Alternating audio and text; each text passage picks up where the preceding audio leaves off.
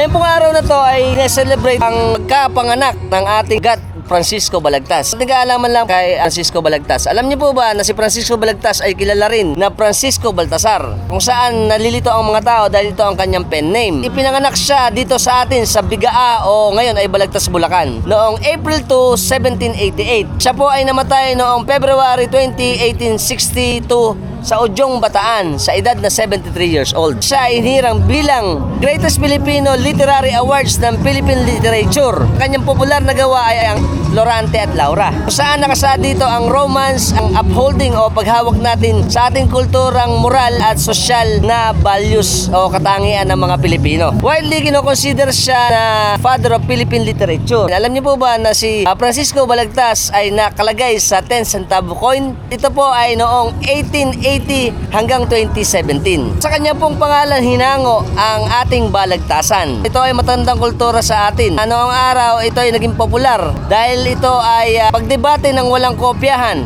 na ang kakayanan lang na isipan ay matuwid na pangangatuwiran. Nice to know.